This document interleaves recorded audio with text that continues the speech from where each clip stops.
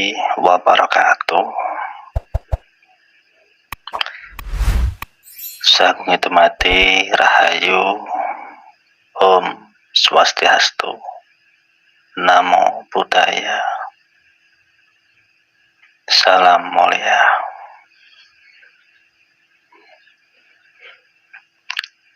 Pemirsa Kang Toko TV yang berbahagia, di kesempatan malam ini izinkanlah saya untuk memberi sedikit edaran apa yang telah saya pelajari dari guru saya atas rahmat Allah Subhanahu wa Ta'ala yang memperkenankan diri saya untuk berbagi edaran di kesempatan kali ini.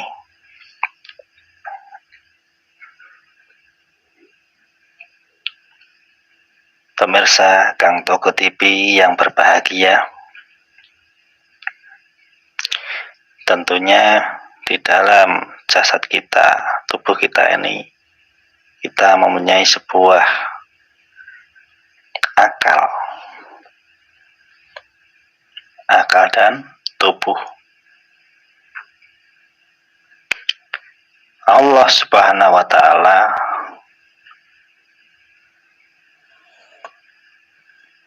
telah merancang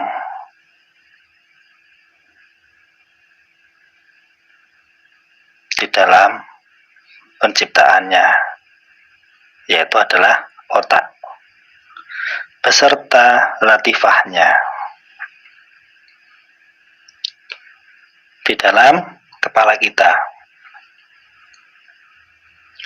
Otak merupakan organ yang terbesar, terpenting. Karena apa? Karena sebagai pengendali organ yang sangat kompleks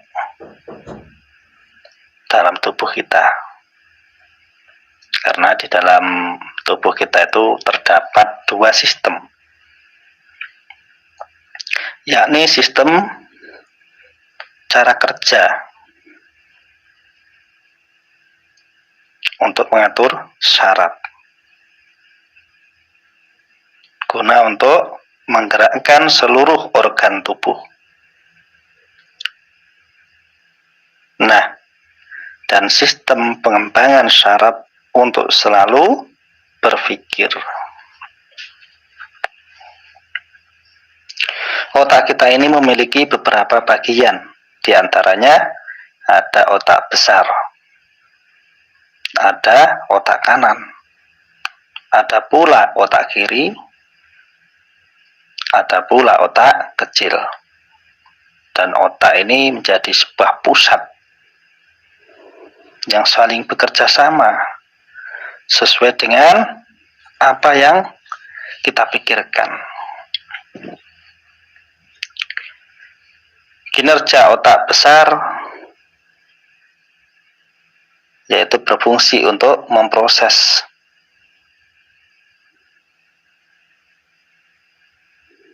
di dalam kita membuat sebuah keputusan atau menentukan sesuatu, keputusan, menentukan pola berpikir, menentukan tindakan, menentukan kepribadian, dan menentukan ingatan. Subhanallah, sangat luar biasa kinerja otak yang kita miliki ini atas daya kekuatan Tuhan Yang Maha Esa.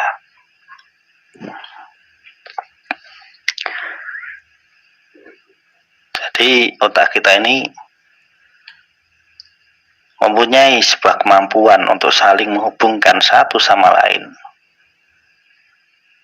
Seperti bagian terdepan dari otak besar mempunyai kemampuan untuk menghubungkan segala kemampuan untuk berpikir.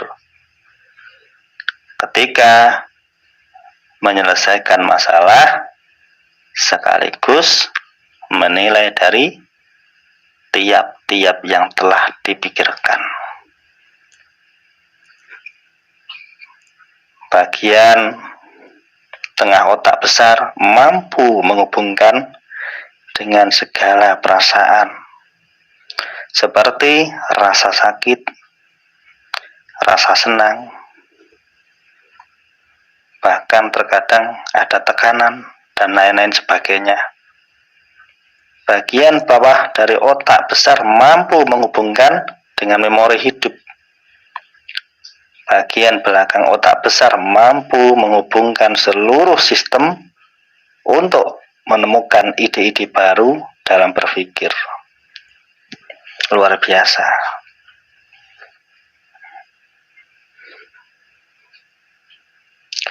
Otak kanan memiliki kemampuan mengontrol sisi tubuh, merespon pengembangan diri, mengontrol diri ketika berkomunikasi, mengendalikan emosi, merasakan keadaan di dalam diri dan di luar diri, memadukan dengan keadaan tubuh ketika melakukan kegiatan, dan mampu mendatangkan motivasi baru ketika berpikir.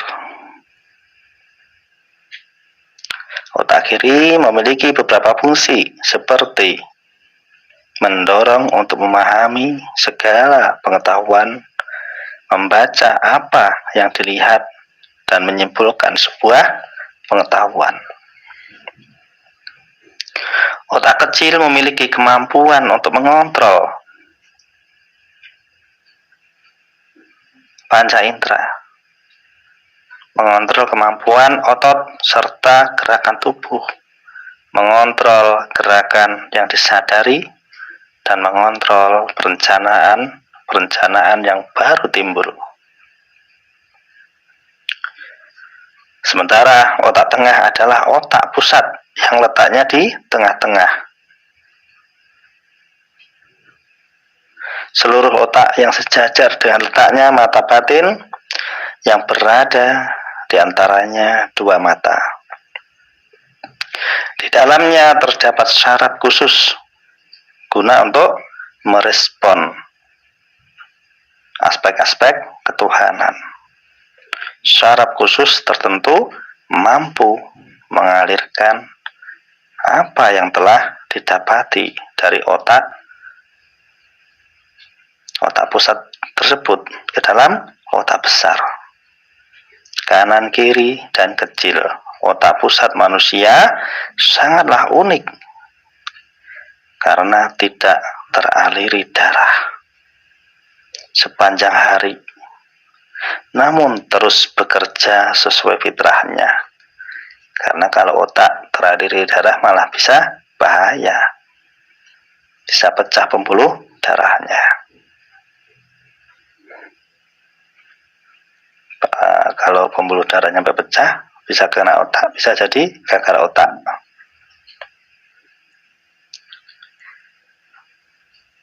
Di dalam sebuah titik kosong itu terdapat tempat budi yang bersemayam di dalam otak kita. Di dalamnya lagi ada rasa pengetahuan, di dalamnya lagi ada nur ilmu atau cahaya ilmu, dan di dalamnya lagi tersambung dengan Dat yang Maha Mengetahui.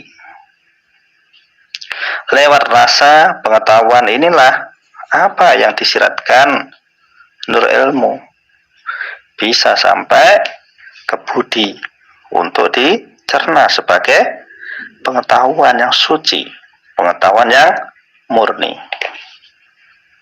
Itulah keunikan dan ketakjuban apa yang ada di dalam otak kita. Maka dari itu, setelah kita mengetahui tentang uraian tentang otak ini yang kaitannya dengan akal ini, maka kita harus banyak-banyak mengheningkan cipta untuk mengenali apa yang ada di dalam otak kita, sampai otak ini mampu kita pusatkan untuk terhubung dengan Zat yang Maha Mengetahui.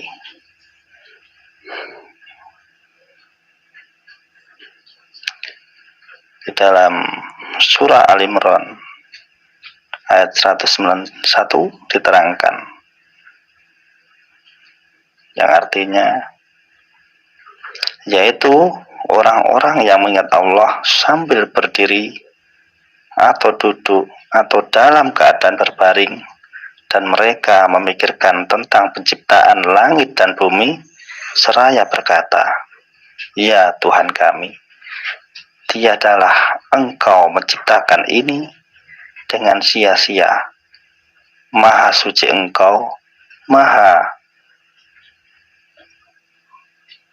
suci Engkau, maka peliharalah kami dari siksa neraka." Kang Toko TV yang berbudiman, semoga kita semakin tercerahkan dengan kita mempelajari akal di dalam tubuh kita ini, karena luar biasa. Kalau kita mampu mengolahnya, maka kita bisa menembus alam-alam ketuhanan, alam-alam sir, alam-alam rahasia Tuhan.